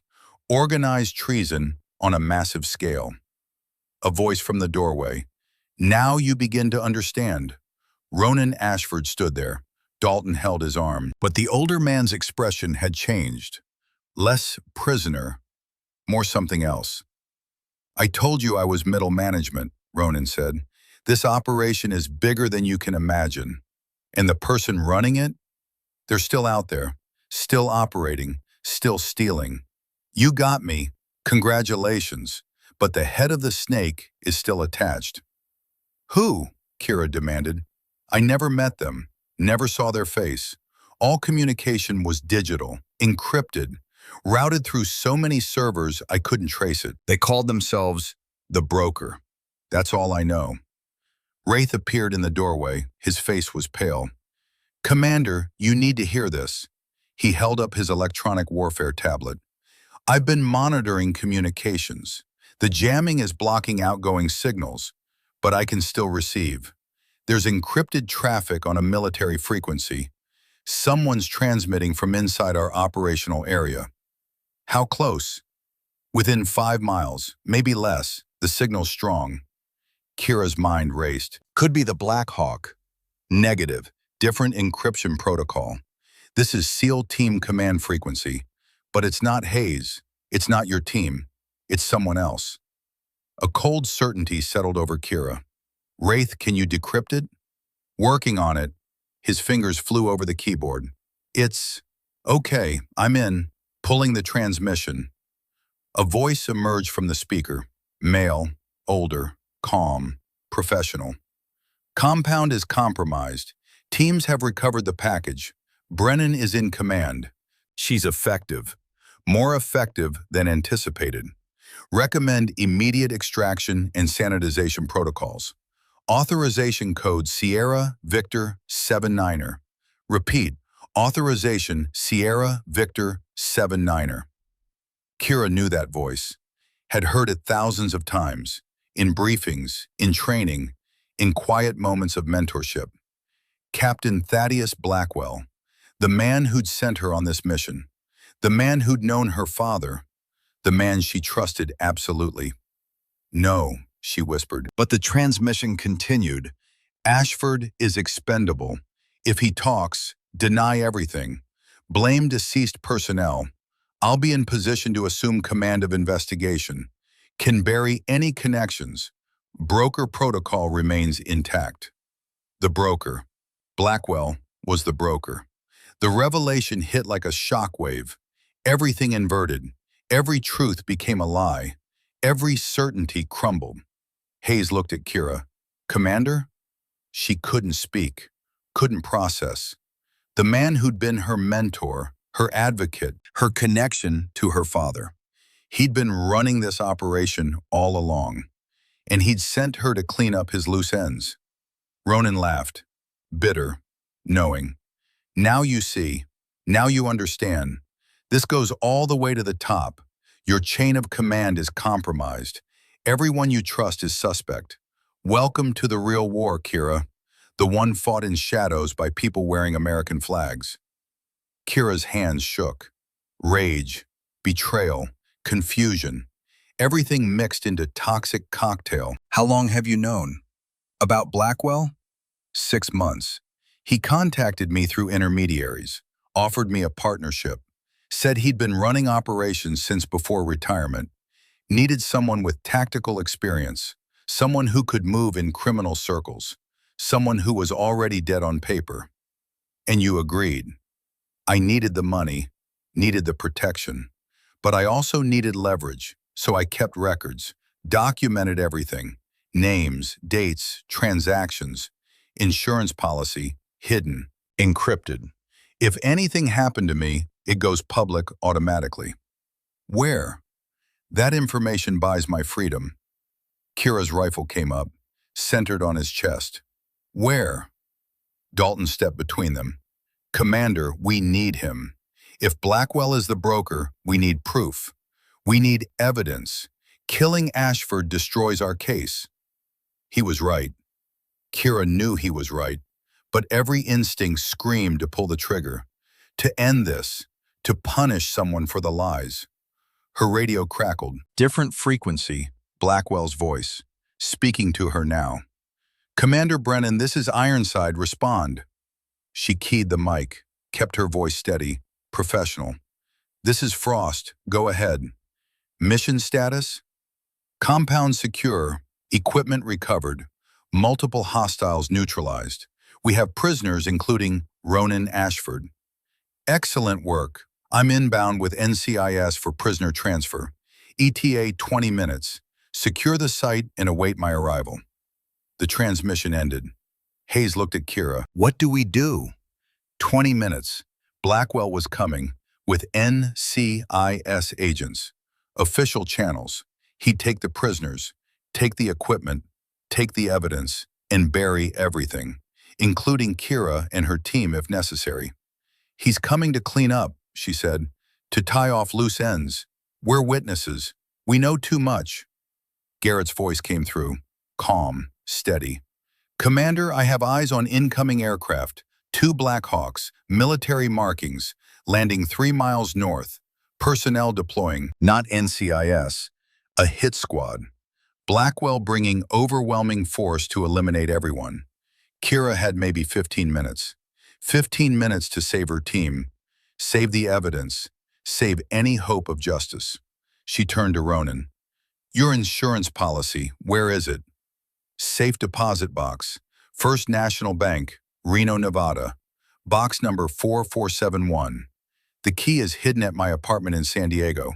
You'll never find it in time.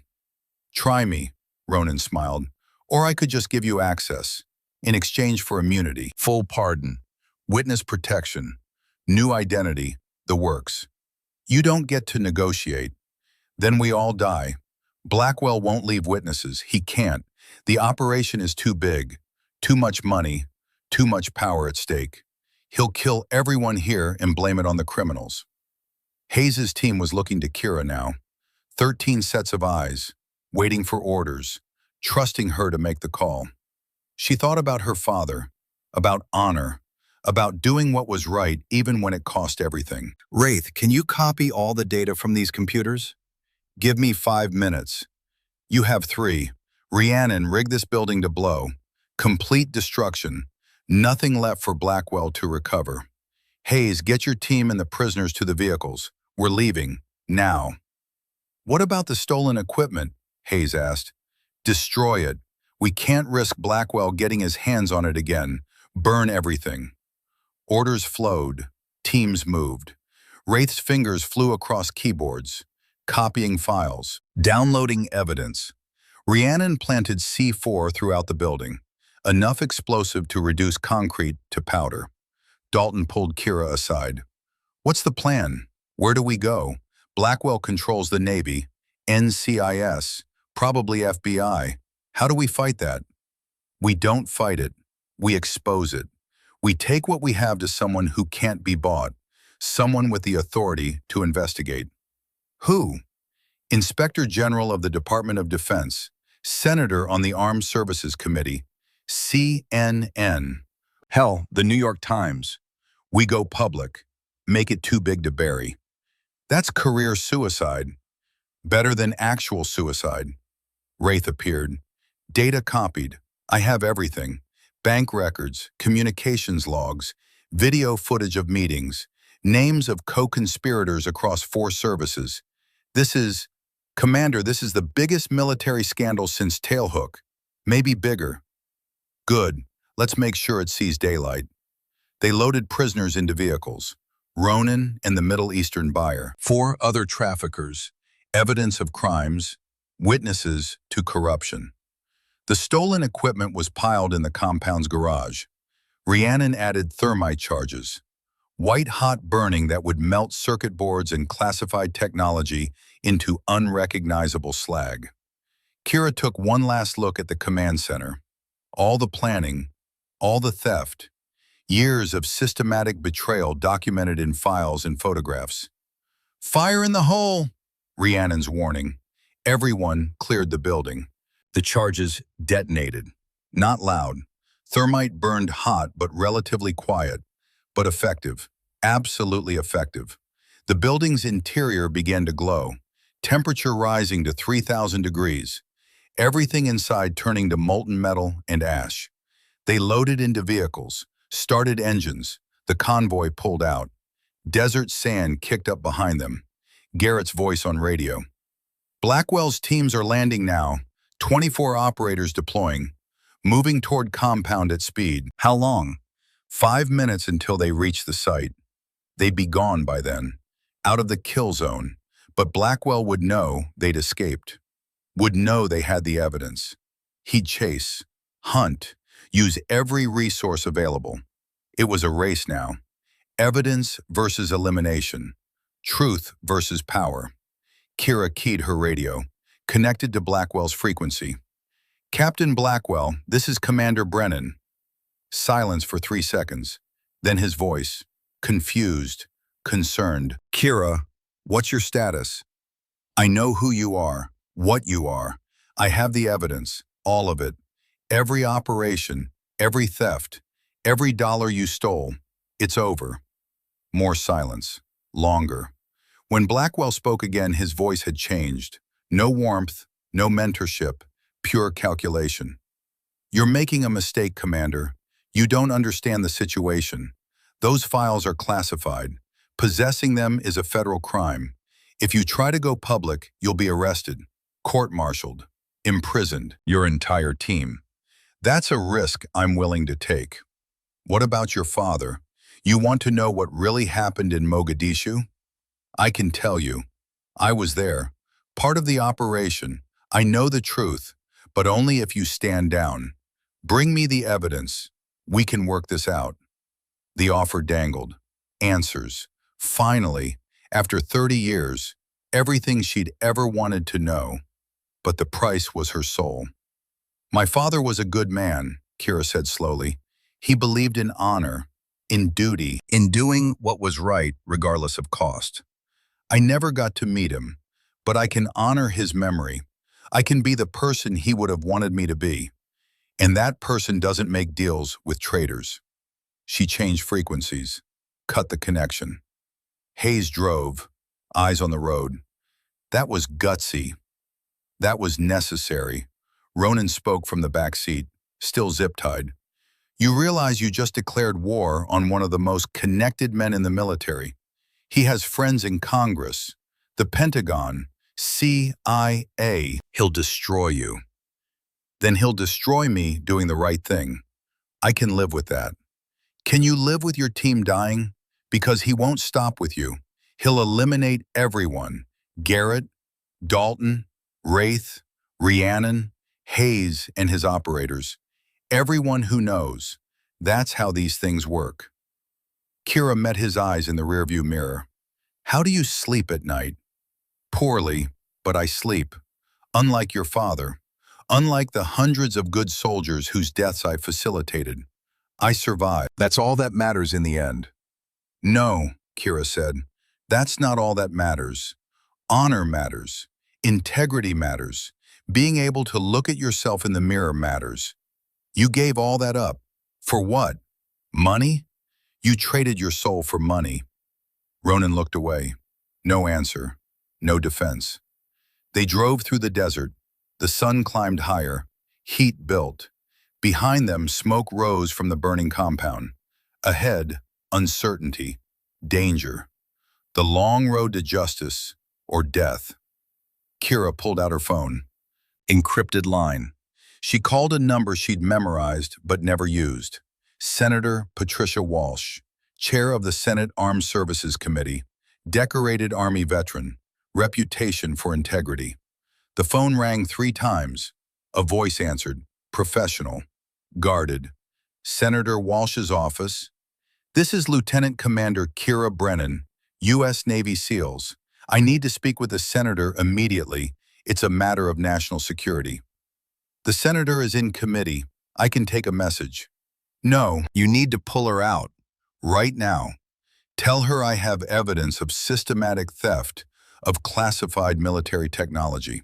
Tell her it involves flag officers and defense contractors. Tell her if she doesn't take this call, I'm going to CNN. Silence. Then, hold please. 90 seconds, each one an eternity. Then a new voice, older, female, authority in every syllable. This is Senator Walsh. Who the hell is this?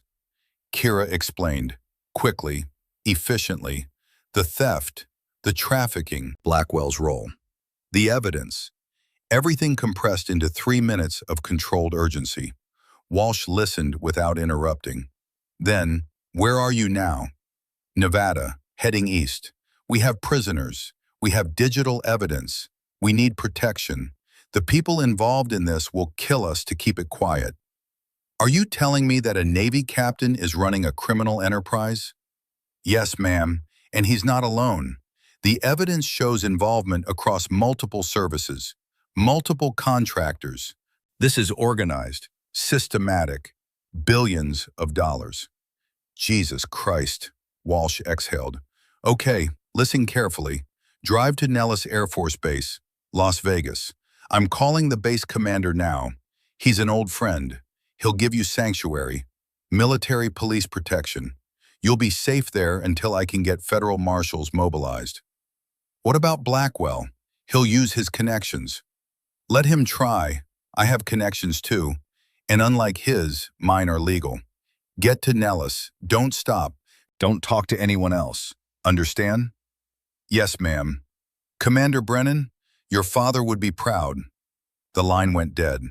Kira relayed the plan. Nellis Air Force Base, 200 miles, 3 hours of driving, 3 hours of vulnerability. Garrett reported from his vehicle. Blackwell's teams found the compound. They're searching the ruins. Looks like they're organizing pursuit. How many? 24 operators, 4 helicopters. They have speed and firepower advantages. But we have a head start, and we know where we're going. Keep me updated on their position. The convoy pushed east, through desert, through small towns that barely qualified as civilization. Gas stations, diners, the forgotten places where America frayed at the edges. They stopped once. Tiny town called Rachel, famous for UFO tourism. Closest civilization to Area 51. Kira made calls from a payphone, analog, untraceable. First call to a Washington Post reporter she'd met at a Navy event. Left a message. Evidence of military corruption. Contact Senator Walsh's office. Second call to CNN's investigative unit. Same message. Third call to the Inspector General of the Department of Defense. Formal report. Filed officially. The wheels of bureaucracy grinding into motion. Insurance. If Blackwell got to them before Nellis, if they didn't make it, the story would still break. The truth would still emerge. They drove. The landscape changed. Desert gave way to scrubland. Mountains in the distance. Las Vegas sprawling like a fever dream on the horizon. 90 miles from Nellis, Garrett's voice came through. Tight. Controlled. We have company. 2 Black Hawks closing from the west. Speed and bearing suggest hostile intent. Can we reach Nellis before they overtake us? Negative. They'll be on us in 10 minutes. Kira scanned the terrain. Open highway, no cover, no escape. They were sitting ducks on asphalt. Unless, Hayes, there's an old mining road 2 miles ahead, east side, leads into the mountains. We take it. Use terrain to break line of sight. Make them fight on the ground where numbers matter less. That's a dead end. We'll be trapped. Better trapped than dead on a highway. They took the turn, vehicles bouncing on rough road, rocks and potholes. The path climbed into foothills, sparse vegetation, rocky outcrops, elevation. The Black Hawks appeared, 2 dark shapes against blue sky. Coming fast, door guns visible, M240s ready to fire. Kira grabbed her radio.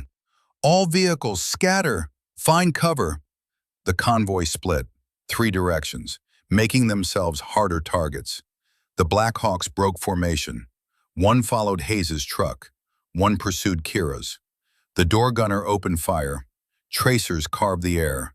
Rounds sparked off rocks, chewed into dirt. The Yukon's armored body took hits. Bulletproof glass starred, but held. Garrett was driving, hands tight on wheel, weaving, using every driving trick learned in training, making the truck a moving target. Kira rolled down her window, leaned out with her HK-416, aimed at the Blackhawk. Fired. Full auto. 30 rounds upward. Long odds hitting anything, but maybe lucky. Maybe one round finds a rotor, a fuel line, something vital. The helicopter banked away, circling, looking for angle. The mining road ended at an abandoned operation. Old buildings, rusted equipment, tailings piles, the detritus of extractive industry. Kira's truck slid to a stop behind a concrete foundation. Hayes's truck pulled in beside them. The third vehicle with Team 5 operators found cover behind an old crusher. The Blackhawks circled like vultures, not landing, not committing. Smart pilots. Knew the ground belonged to the defenders. Dismount, Kira ordered. Defensive positions. Prepare for ground assault. Her team deployed. 13 operators taking cover. Weapons outward, creating overlapping fields of fire. The helicopters landed 400 meters out, beyond effective rifle range. Doors opened. Blackwell's team deployed. 24 operators, professional, equipped, coming to kill. Ronan laughed from where Dalton had secured him. You're outnumbered 2-1, outgunned, trapped. This is where it ends. Kira ignored him, keyed her radio. Garrett, can you reach them? Affirmative, 800 meters. I have shot. Take it, slow them down. His M110 cracked. Once, twice. 7.62 NATO rounds crossing distance. One of Blackwell's operators dropped. Another grabbed his shoulder, wounded. The advancing team scattered, found their own cover. Now it was a standoff. Two forces, equivalent training, fighting for opposite causes. Kira's phone rang. Senator Walsh. Commander, what's your status? Under attack. Enemy forces engaging. We're pinned down at old mining site approximately 80 miles west of Nellis. I have F-16 scramblers from Nellis now. Air support inbound. ETA 12 minutes. Can you hold? We'll find out. The base commander is sending ground reaction force. Marines. Helicopters. 20 minutes behind the fighters. Hold on, Commander. Help is coming. 12 minutes. In combat, in eternity. Blackwell's voice boomed across the distance. Amplified. He had a loudspeaker. Commander Brennan, there's no need for this. We can still resolve this professionally. Stand down. That's an order. Kira grabbed a megaphone from the Yukon's emergency kit. You lost the right to give me orders when you committed treason. You're disobeying a direct command from a superior officer. You're aiding an enemy combatant. You've stolen classified materials. Every member of your team is complicit in crimes against the United States. The only criminal here is you, Blackwell. You betrayed everything. Everyone. How many soldiers died because of the weapons you sold? How much blood is on your hands? Silence across the wasteland. Then Blackwell's voice again, colder. I gave you a chance, Commander. More than you deserved. What happens now is on you. His team advanced. Tactical movement, bounding overwatch, professional fire and maneuver, closing the distance. Kira's team returned fire, controlled, disciplined, making every round count. Garrett's rifle spoke methodically, each shot a calculation, each calculation a body. But the numbers favored Blackwell. Weight of fire, more guns, more ammunition. Slowly, inevitably, they pushed forward. Rhiannon tossed smoke grenades. Purple clouds obscured sightlines. Bought seconds, precious seconds. Dalton treated a Team 5 operator hit in the leg. Through and through. Not fatal, but combat ineffective. 12 defenders now, against 22 attackers. The math was unforgiving. Kira checked her watch. 8 minutes until air support. 8 minutes until F-16s made Blackwell's helicopters scrap metal. Until overwhelming force shifted. Could they hold 8 minutes? A grenade landed near Garrett's position. He rolled. It detonated. Shrapnel sang. He came up bloody but moving, face lacerated, still fighting. Wraith's position took concentrated fire. Concrete chipped. He ducked. Returned fire. His rifle jammed. Cleared it, fighting through malfunction. The small disasters that killed in combat. 5 minutes. More grenades. More fire.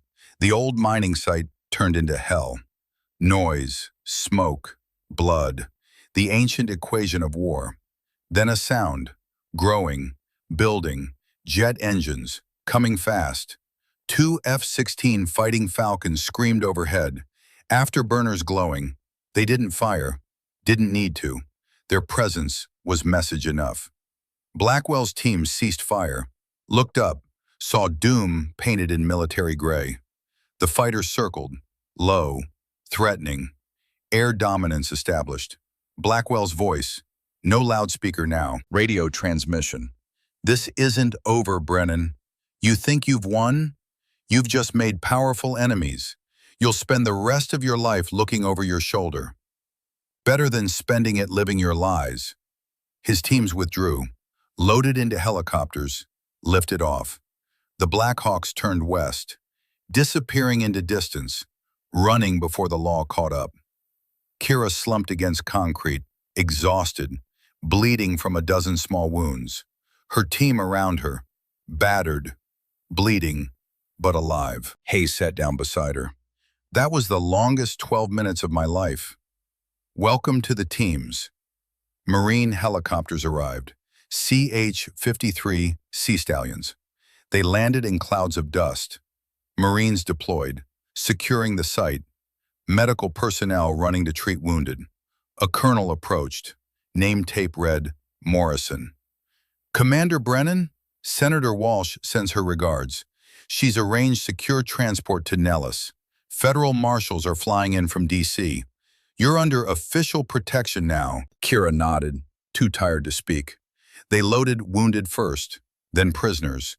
Ronan Ashford watched her as they put him in a helicopter. You made the hard choice, the right choice. Maybe you're more like your father than I thought. She didn't respond, didn't have energy. The flight to Nellis took 20 minutes. The base was on high alert, security everywhere. They landed on a restricted pad, transferred to a secure facility, debriefed by Air Force Intelligence, then by NCIS, then by Defense Criminal Investigative Service. The story came out, all of it. Wraith's files were comprehensive. Bank records showing millions in transfers, communications logs, video evidence, names, dates, locations. 5 years of systematic theft documented in excruciating detail. 37 officers implicated, 4 defense contractors, 17 enlisted personnel. Billions of dollars in stolen technology and equipment. The biggest military corruption scandal in modern American history. Blackwell was arrested 3 days later, trying to board a flight to Dubai. No extradition treaty. He fought. Federal marshals tasered him, dragged him out in handcuffs. His lawyer demanded his rights. The evidence demanded justice. The trial lasted 4 months. Broadcast on court TV, front page of every newspaper. The fall of an American hero revealed as a traitor. Kira testified for 6 days, told the truth, all of it. The verdict was unanimous. Guilty on all counts. Treason, conspiracy, theft of government property, murder for hire. The list stretched for pages. The sentencing hearing was brief. The judge showed no mercy. Life imprisonment, no parole, Leavenworth maximum security, solitary confinement for the protection of the prisoner. Other inmates didn't take kindly to traitors. Kira attended, sat in the gallery, watched Blackwell led away in shackles. He looked at her once, no words.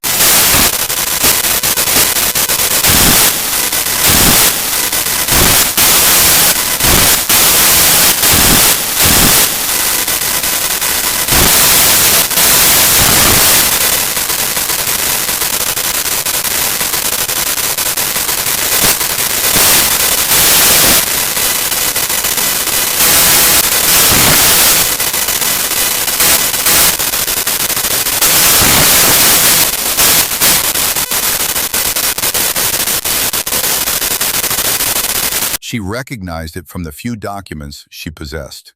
Letters to her mother, journal entries. The letter read, "To whoever finds this, if you're reading these words, I'm probably dead. I've discovered something I wasn't meant to see. Connections between American intelligence and the warlords we're supposed to be fighting in Somalia. Money changing hands, weapons deals, betrayal at the highest levels. I've tried to report it through channels, been told to stand down, to forget what I saw, but I can't. I won't. Some things are worth dying for. Honor is one of them. If I don't make it back, tell my daughter I loved her. Tell her that doing the right thing matters more than breathing. Tell her to be brave, to be strong, to never compromise her integrity for anyone or anything. I'm sorry I won't be there to watch her grow up, but I hope she'll understand why I made the choices I made. Honor, duty, country, in that order, always." Declan Brennan, Master Chief, U.S. Navy SEALs. Kira read it 3 times, tears streaming, her father's voice reaching across 31 years, telling her the truth, giving her permission, blessing her choices. He'd known the risk, chosen honor anyway, and she'd done the same. The Navy offered her commendation, Silver Star for valor, promotion to commander, new assignment, prestigious posting.